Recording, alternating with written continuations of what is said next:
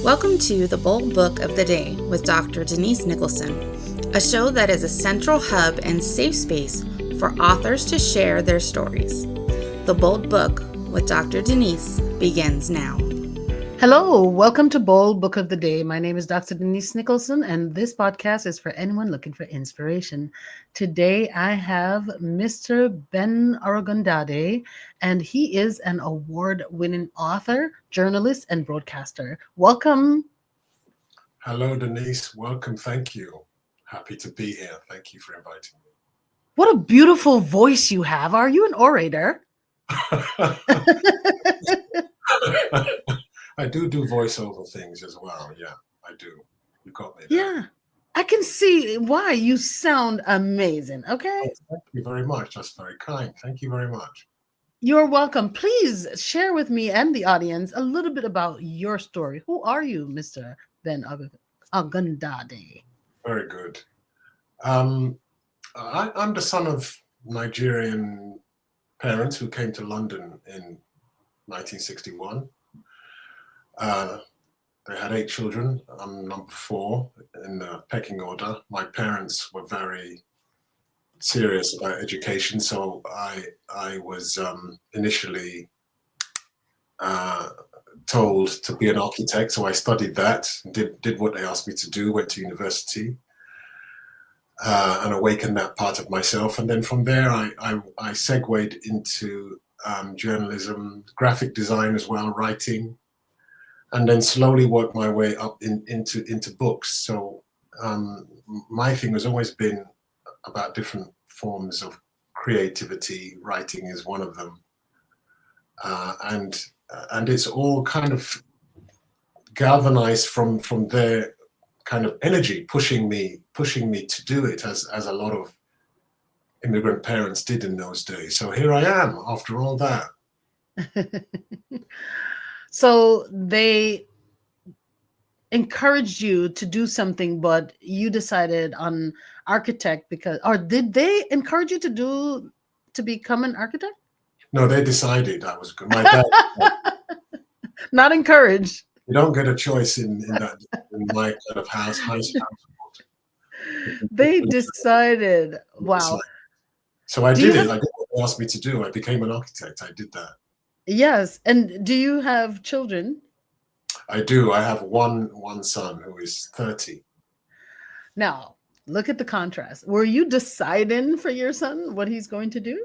Well, actually, it's interesting. After you've been kind of coerced like that, you don't want to inflict that kind of thing on anybody else. So right. I went the opposite way. Just said, hey, whatever you want to do, I'll support you. I was the opposite way. But what you find with kids is that they tend to kind of gravitate towards what you're doing because they're around you all the time. And that's often what happens is they see you doing your thing and they're watching you and they look maybe uninterested. And then slowly they kind of start to awaken something. So my son is also in the creative industry. So something's rubbed off there without me forcing him to do it. So what is your son doing now?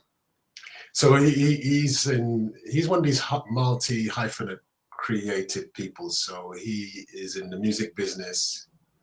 So he does music and he does graphics and he does photography. Uh-huh. And that's how it is for these young people now. I mean, in our day, you had to be one thing. Mm-hmm. Now these youngsters, their talents are spread across a few areas. So he's doing a few things. I mean, I'm completely mind blown by it because I didn't have that breadth of talent or that ability to learn like these kids of this generation. So he's one of those things, they call it multi-hyphenate creatives. That's what he is. A multi-hyphenate creative, beautiful. And I'm sure he got that it's in his DNA. There you go. It's in there with him. I take no credit for it. I just kind of encouraged him. Beautiful. Direction there. Just let him go. Beautiful. Now tell me about your book.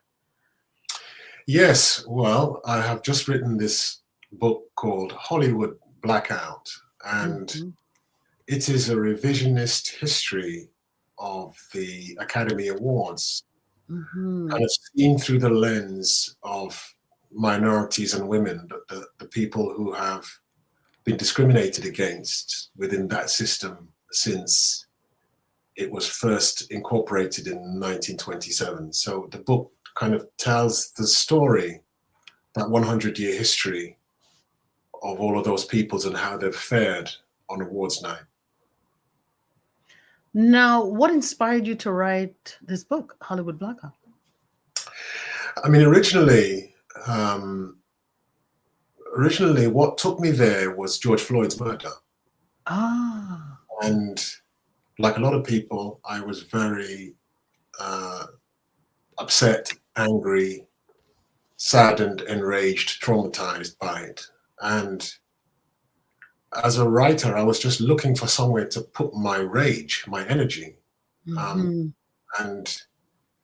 you know, the great thing about being a writer is that, you know, you pick up your pen, the pen is mightier than the sword, if you like. So yes. I had to make a decision after writing a lot of stuff at the beginning when I was really, really angry. I then kind of took a pause and left it alone for a couple of years and then came back to it. And that was a really, really good idea to not write when I was angry. Yes. And there's a big lesson in life there, is to take a pause and to contemplate and then come back when you're colder and calmer, and then write. So the stuff that I wrote when I was in the middle of the maelstrom of rage, I kind of threw away. and then maybe 2 or 3 years after that, I said, okay, what can I do now to mark that moment that happened? And I'd already had an idea for a book about minorities at the Oscars, and it was a kind of illustrated kind of coffee table idea. And I thought, well, why don't I look back at that, because it was really focused on Black actors in the Oscars at that time. And I thought this could be a good way to talk about the subject matter of minorities and racism, and just to kind of make that the vehicle for my calmer feelings that I had once I'd got through what had happened to George in 2020. So Hollywood Blackout came from that. And so the book is dedicated in the front to George and Eric Garner, Michael Brown, Breonna Taylor, and all the others. They're there in front of the book for that. So I'm happy to have been able to have done something after that time. I'm grateful and so happy that something so positive came out of that moment. My grandmother always say, don't drink your soup when it's hot. Yeah. That is so wise. I love it. And I believe you exemplified that. Yes, thank you. And because you took the time to let the soup cool, you were able to produce this wonderful book that explores the struggles of Black artists and, you know, other marginalized groups in Hollywood. And that is impactful. So thank you very much. What were some of the most surprising and shocking discoveries that you made during this research? I suppose one of the most interesting things I discovered was that the progress that Black actors and other minorities have made at the Oscars has often been as a result of events that have happened outside of the film industry. Mm-hmm. So the change kind of hasn't really historically come from within. It's come from activities outside that has forced the Academy voters to think about minorities and then to vote for them. So, for example, in 1940, when Hattie McDaniel won as the first Black actor and the first person of color to win an Academy Award, that happened at the same time as the Nazis were marching in the Second World War, and that engendered some sympathy within Hollywood to vote for Hattie, because at that moment in time, the question was, how could we be railing against the injustices of Hitler while we were perpetuating similar injustices at home against Black people? Mm-hmm. In 1940, that became a catalyst for Hattie to be promoted to the Oscars. And then similarly in 1964, when Sidney Poitier won, it was in the middle of the Civil Rights Revolution. And then in 83, when Lou Gossett Jr. won, it was in the years following the Vietnam War and America's involvement in some other conflicts after that. And then in 2016, we had Oscar So White, and in 2021, we had Black Lives Matter. So all the way through, you see that there was a reaction that made people pay attention to Black and minority talents that deserved that attention. These things were driven by events that happened outside. And now in the modern world, those events have all moved from big political events, let's say, out in the streets, to digital. So the last two big things we've had, in other words, Black Lives Matter, Oscar So White, and even Me Too, they've been digital revolutions. Yeah. So that's kind of what's new is social media has now been the big driver for change in place of some of the other more physical marching and picket lines of the past. Now with one short tweet, you can start a movement. So that has impacted the Oscars in a way that I wasn't aware of when I first started doing the research. So I realize also that social media movements like Oscar So White, they have put a spotlight on Hollywood's diversity issues. But in what ways has activism changed the system, if any? I mean, the great thing about activism coming from outside is that the enormity of the energy far exceeds what can happen from within. So within Hollywood, you only have a certain amount of energy you can put behind a protest, and the people that might do it have got a lot to lose in terms of what might happen if the people who want the work are also the ones protesting. Right. As soon as you go outside and you say, well, okay, ordinary citizens, film goers around the world who are not part of the system, but who are consumers, they're cinema goers, they buy tickets. Yes. Then you can create something that has a much bigger force and which is not contained by the restrictions of the people that work within the industry. So it becomes very, very difficult to resist that kind of tsunami, that kind of global reaction from people, which then filters into the press, who then write about it in different countries. And then before you know it, there's pressure. And that's why we now have, civil rights movements are global now, because they can spread to communities around the world in a way that we've never been able to do before. And that has incredible power. The Oscars have been around for nearly a century, yet the progress has been, like you've highlighted, painfully slow. And then when we do see some change and we do see the impact, we are still locked out for then long periods.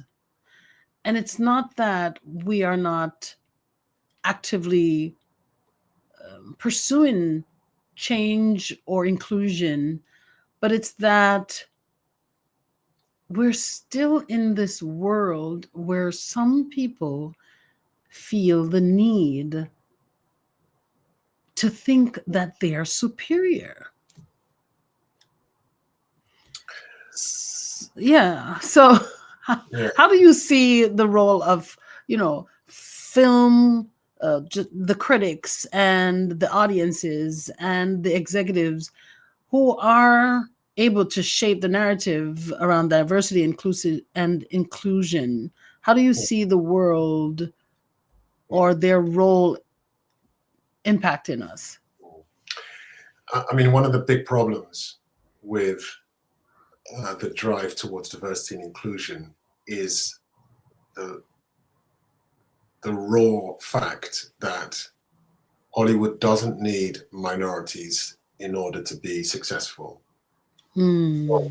If you took Black people out of cinema, if you took Asians, Hispanics Mm-hmm. out of cinema, you would still have successful films. And certainly those minorities don't have any problem going to see films in which they're not represented. So the movie industry doesn't need us, and that's one of the problems, that things aren't equal. So if you compare it to other industries, so for example, Mm-hmm. compare it to sports and music, let's say. That's what I thought of. So so the NBA, you take Black people out of the NBA, it ceases to exist. Yeah. Or you take Black people out of the history of popular music, it ceases to exist.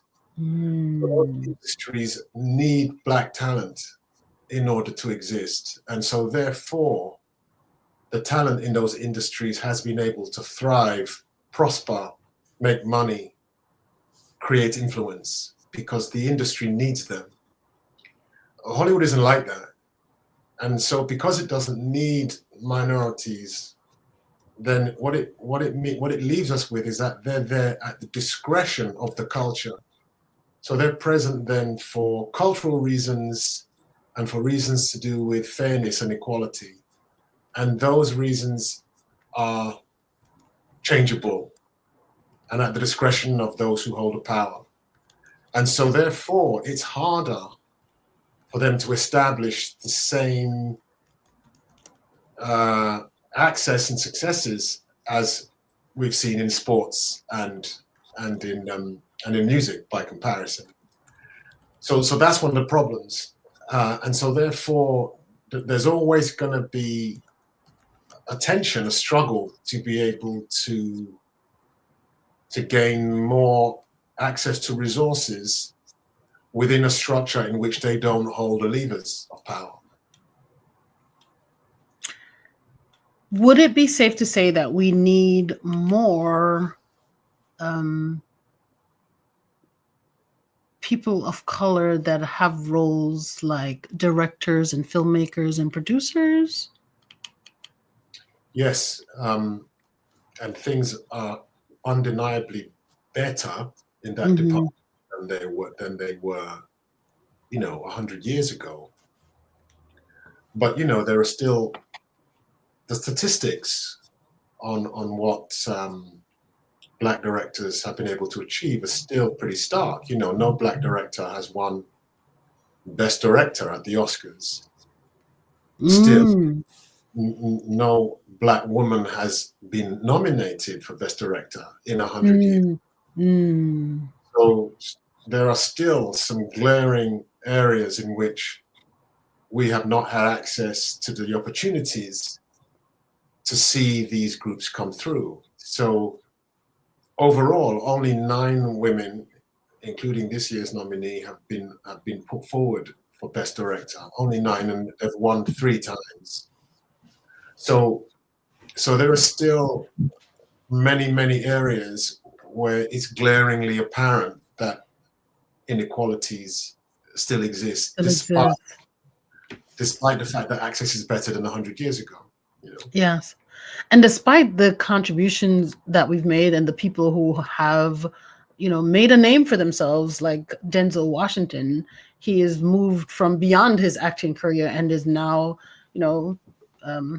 taken on significant production roles. Yes, that's right. And it's very, very important that people like him, who are still amazingly visible role models for all minority community, are able to push into these kind of areas. But it's hard even for Denzel Washington, so Yeah. the New York Times recently voted Denzel Washington the best actor of the 21st century. Oh my goodness, I agree, hands down. I Right. agree. But having said that, this is what's interesting. Yes, what's interesting is the New York Times said he was the best actor of the 20th so far, and yet he has not won an Oscar for almost 25 years. So you think, wow, okay, well, that's interesting. That actually it's a quarter of a century since he was last on the podium. So, and he's the top guy. Yeah. Within the African American acting community. So even for him, things are not straightforward. Yeah. So again, we're talking about, okay, who has access to the resources? Who has access to the money? Who can greenlight films? Yeah. And the system, unfortunately, is still not configured to be favorable towards, let's say, African American storytelling. So, of course, all films are predicated on the assumption that they're going to make money, but the money financial profit equation should not be a condition upon which a Black film can exist. And the reason I say that is because the vast majority of films in the history of cinema that have failed at the box office have been by white directors and featured white actors. And yet nobody is suggesting that they shouldn't continue to be supported. So therefore, why shouldn't Black films also be free? Why not? So in other words, you raise the bar for Black films by saying they must make money, but you lower it for films by white filmmakers. And so then it becomes a form of racism. You make the bar higher so that Black films therefore can't get made unless they turn a profit. But the films produced that represent the majority culture are supported whether they're successful or not.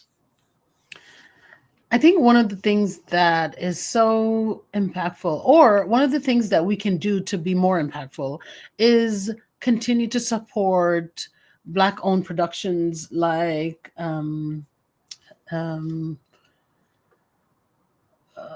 what's his name? His name fails me. Medea, the Tyler Perry. Right. Support. He's been making some contributions in the filming, arena. But I believe that when we support these smaller projects outside of, the big Hollywood shows, then we can own the narrative and create our own story, and give more examples of how successful Black filmmakers and screenwriters and producers can be when we support those smaller projects. Absolutely. And the tradition of African American entrepreneurship is very, very important here. Yeah. Seen it in so many areas of society and how well it's done in establishing an economic base for the community. And now we're seeing African American filmmakers do the same thing. And it's a very, very important part of the picture going forward. And so it's a very pragmatic way to address the solution of not having access to the same resources. So pragmatically, what do we do? Do we keep banging on the door and with our hands out asking to be included? Or do you say, okay, let's create our own system so that we can actually have some autonomy? So Perry's strategy is a very, very pragmatic one. Yes. One that can take you all the way to the podium. Particularly now that the roster of Academy voters has been diversified and now has more diversified, yes. More diversified people. So maybe that means that you will have people voting for films that have a bigger worldview, not just Black films, but films from other places. We've seen some fantastic productions from Korea and from Mexican filmmakers and some other places too. So these are all really enriching the storytelling from all of Yes. I see that you highlight people like from the Oscar history, like Hattie McDaniel to Halle Berry. And now that I hear how passionate you are about this, I was wondering if there was any inspiration or any one of those stories that stood out to you the most that inspired you to do this work. I mean, Hattie McDaniel's story is for me the most compelling and interesting, and perhaps the most important of all of the minority actors that have ever won Oscars. Why so? Well, because she was the first, and the first one through is always the one that suffers the most. Yes. You know, the people that process the atmosphere before the rest of us come through, if you like, are always the ones who have to endure the most suffering.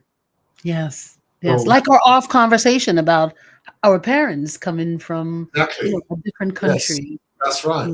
Yeah. And so if you imagine what it was like for Hattie McDaniel in 1940 to be nominated for an Oscar at a time when actually you weren't even, non-white actors were not even supposed to be nominated at all. Yes. So the situation for her was interesting because she was nominated and yet she was barred under the laws of segregation from attending the ceremony. So she's nominated, but if she won, she could not even accept the award. So it only happened via special arrangement within a segregated venue that she could do it. And so if you imagine what it must have been like for her as the first one, she criticized on one side from the African American press for playing a role that was considered to be demeaning to Black people with a win. And at the same time, she won the first Oscar, the first Black actor and the first person of color to win.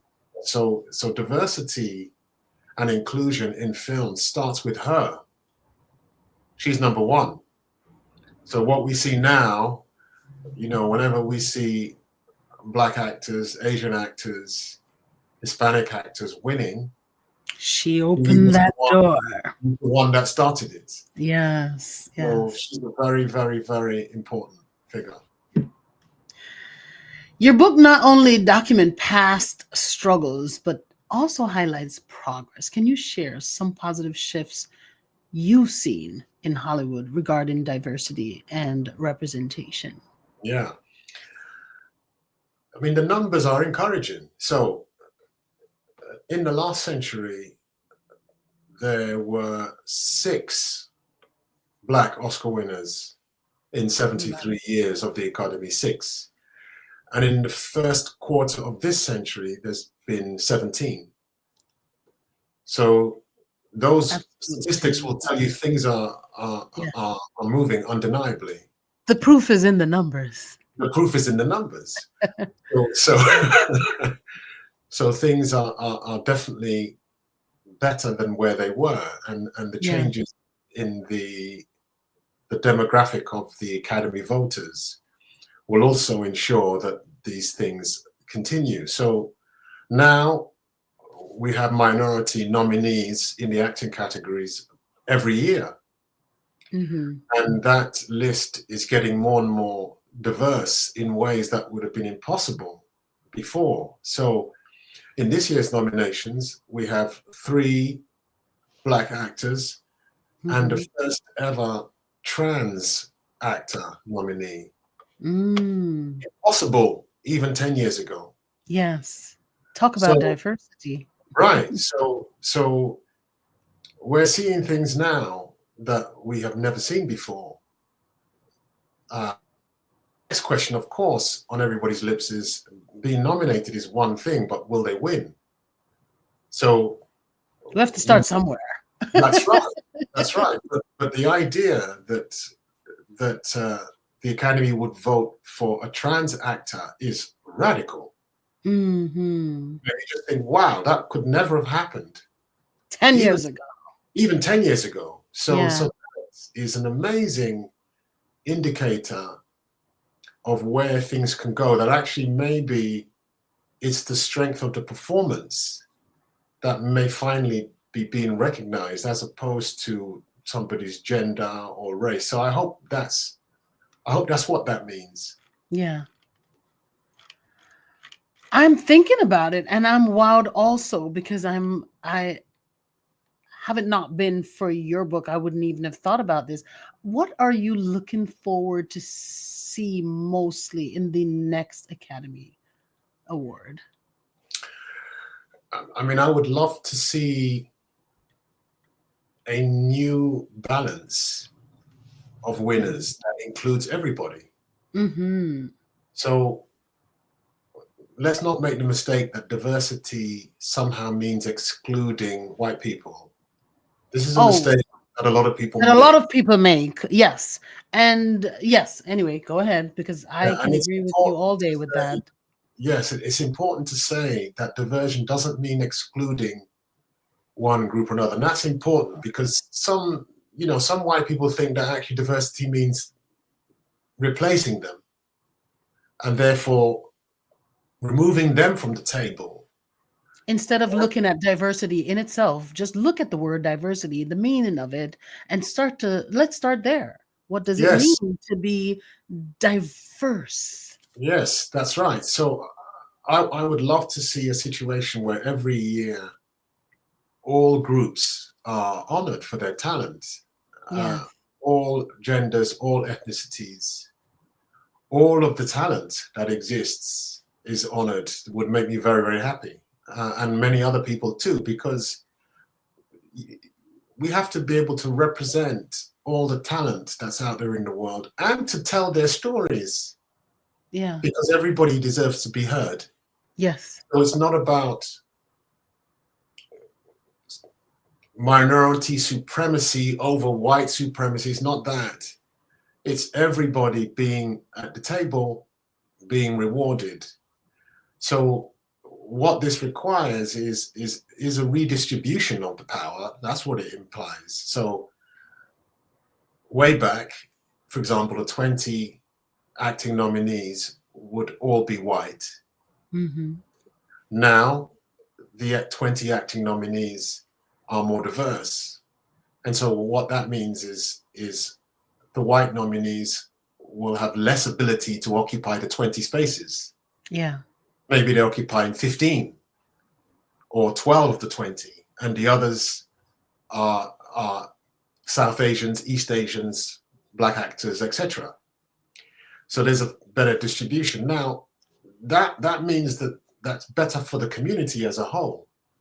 So to get everybody around a table to come to that space is what's important, because to a certain extent, the resistance to change is simply about the kind of human part of it is a human nature reaction to losing power. Yes. So, if you're in a cave and you have 10 apples and somebody comes and says they want 4 of them, you might say, well, hang on, they're my 10 apples. Why do I need to give away? I'll only have 6. Mm-hmm. But if that person maybe took a pause, back to that thing about waiting for the soup to cool, as you say, if that same person took a pause, they might say, well, actually, wait a minute, 6 apples is still a lot. And the other 4 apples is going to contribute to helping the community outside the cave. Wow, well, that's a good idea. So we have to also understand the history of why people have been reluctant to move to diversity, because of what they think they might lose. Instead of what is a very human thing. I'm going to lose something. Yeah. When really, actually, it's about what the community will gain as a whole. Yes.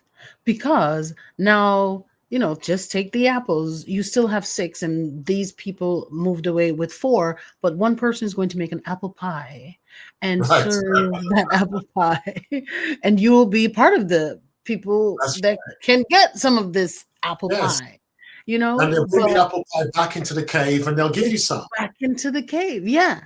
Now they turned your apple into something totally different and more rewarding and far reaching. Yeah. So Yeah. And there that, are yeah. advantages to you giving up some of that power. Yes, Just that's right. That's yeah. right. And it is really about dismantling the main driving force, which is fear.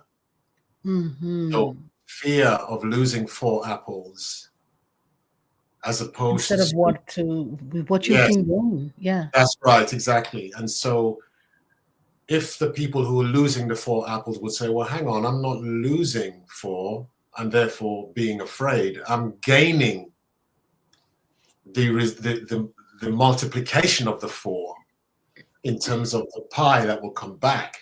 In ways that you couldn't have seen or done That's by right. yourself. Yes, And yes, it is diversity that can be so impactful, because it's when you look at different cultures and the way people think differently and bring that into a group, you multiply and your talents and multiply resources. The same thing was sitting there, but just having other people with from different culture, different background, looking at it differently and coming up with ways where you can use a thing to serve more people, to make the world a greater place.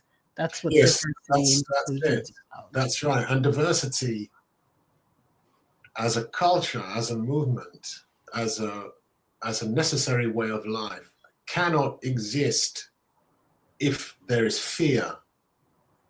It cannot exist Yes. because diverse people are people who do not have fear of each other. They have love for each other, if you want to go there. Yes. Yes. So, Let's go so there. that's right. And so diversity, the people who resist it, they can be kind of divided into 2 camps, if you like. The people that resist it are afraid. The people that do not resist it are not afraid. So you spend time living with diverse people. You graduate towards having no fear. There is no xenophobia if Yeah. you live amongst people. But if you do not live amongst people, if you do not see the benefit, the cultural benefit, the spiritual benefit, everything of being with the multitude of people in the world, that's the key thing. If you're amongst them, then you lose the fear because you know that you have more in common with them than not. Yeah. But that requires a kind of it requires a calm mindset where you've waited for your soup to cool. Mm-hmm. And you can say, okay, actually, now the soup is warm. I can really taste it. And I can really in the present Enjoy. Yeah. bear with it. That's it. And Mm-hmm. if you're still being in reactionary mode when the soup's hot, it's very, very hard to visualize the space where the soup is warm and tasty and welcoming. Thank you so much for coming and sharing your wisdom. If you could sit down with anyone from the Academy and Hollywood's top executives today, what is the one thing that you would urge them to do immediately to improve representation? I think the one thing that they could do that would reach people is to have this conversation on a global scale. Mm-hmm. Because what we have to do is move beyond fear and instead towards rejoicing at the fantastic diversity that exists within the thing we call acting. Trans people, disabled people, Black people, women, East Asians, South Asians, everybody. The talent is global, and they there needs to be a dialogue about that global talent, storytelling, capability, and inclusiveness. And the conversation needs to be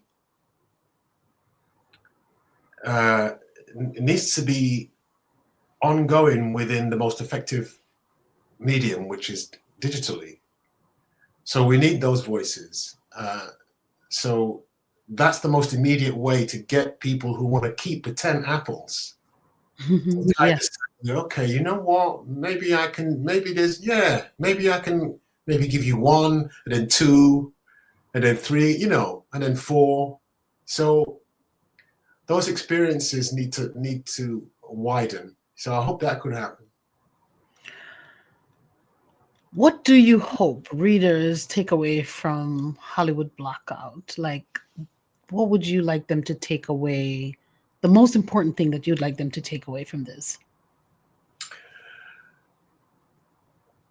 I hope that it would increase their understanding of how we are all the products of history. Mm-hmm. And that it's important to connect with and understand that history in order to inform where we are in the world today. Because Hollywood Blackout is essentially a history book. It talks about the beginnings of a culture that is still around today and how it explains why we are at the place we're at today with the Oscars. And it explains also how we've also made progress. So I would love it if people would connect with that narrative, and hopefully it will inform them in some way about how they approach life themselves. Wow. Oh my goodness. The time has come in where we have to end. And I feel like our conversation should just be beginning. Oh my God. Before you go, though, I just want to say a special thank you. Could you please share with the audience how they can learn more about you and follow your work and your tribe? Oh, well, that's so kind of you to say that. Well, my website, which is my surname.com, Arogundade, AROGUNDADE.com. And all of my kind of work and projects and stuff are on there. So that's the easiest way to find me for this book and the other kind of things and voiceovers and other things like that I'm doing. So that would be great if people are interested. That's where to find me. Thank you. Before you go, there are 3 questions that I like to ask my guests. So if you can just hang tight, I have 3 questions. And number 1 is, what's a bold promise that you can share with the audience? A bold promise? Uh-huh. A bold promise, you mean that I made to somebody or to myself, or what do you mean? Say, I can promise you that if you do this or these things work for me, I can promise it may work for you. In terms of the book, you mean? It could be, yes, or it could be about life. Right. I think a bold promise, going back to full circle, a bold promise that if you take a pause before action, if you pause before sending that angry email, you pause before sending that horrible text or making that nasty phone call, if you pause and then come back to it the next day, I guarantee it will be softer and more respectful when the heat has come down. So I promise that if we can all do that, we'll live better, more loving, more respectful lives. Bring the heat down, take a pause. Let your soup cool. Let the soup cool. Then speak. I love that.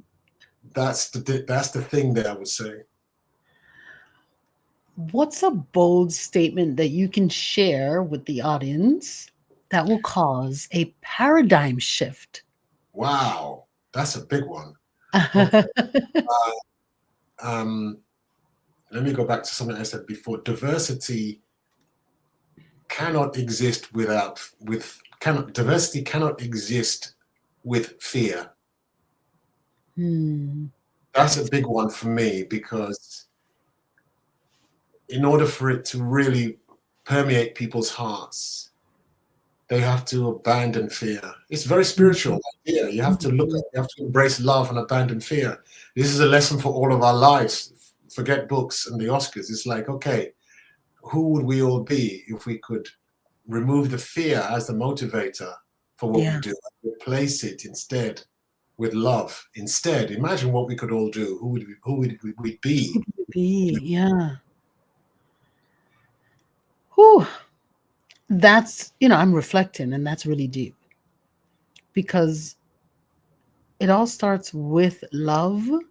And if we were to love each other more, really love each other, loving your neighbors so that you care about them, even when they have wronged you and you're so angry, you love them more. You'd want them to be fixed more than you want to hurt them. Yeah. Thank And you. doesn't that feel better? That's the thing. When we react angrily, in the angry email, when we attack the hot soup, do we feel good? We don't.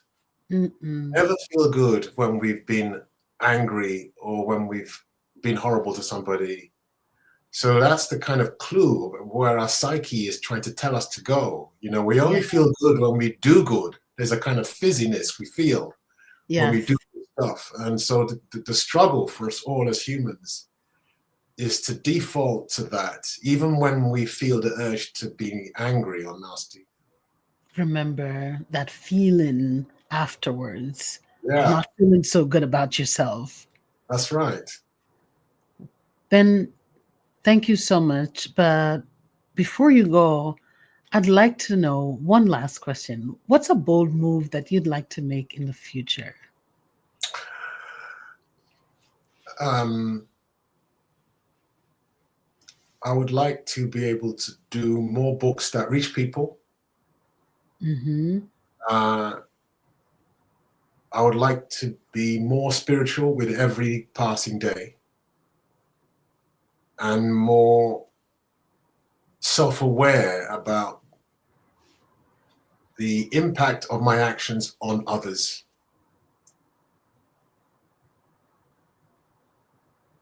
Yes. The self-awareness is key for me. It's like, are you aware of the impact of your footprint on the others you come into contact with? Kind of think about that a lot. I have a mantra, which is, when I go out into the world every day, to do no damage to anyone or anything. So I think about that every day when I'm getting ready to go outside. Yes. Ooh, you have to come back. Oh, okay. You must come back. Ben Arogundade, thank you so much for sharing your insights and for writing this book. Your book is impactful, and we appreciate you taking the time to come here to Bold Book of the Day to talk to us about it. And we hope that you do come back and share, you just have this conversation, something similar. You're a wonderful, interesting person to speak with. So I hope the audience got the same feeling that I'm feeling. And if you guys did, before we go, please remind the audience where they can find you or your message. Yes. So my website, arogundade.com, AROGUNDADE, arogundade.com is where to find me. Thank you very much for your interest. Denise, thank you for having me. It's been so great. Thank you. It's been wonderful. Guys, be sure to pick up your copy of Hollywood Blackout, the battle for inclusion at the Oscars. Thank you guys for listening and for tuning in today. Please stay connected. And if you're interested in writing your book and getting your book idea out of your head, please send me an email at authordnicholson@gmail.com. Thanks for listening. Bye-bye. Thank you for joining us for the Bold Book of the Day with Dr. Denise Nicholson, a central hub and a safe space for authors to share their stories.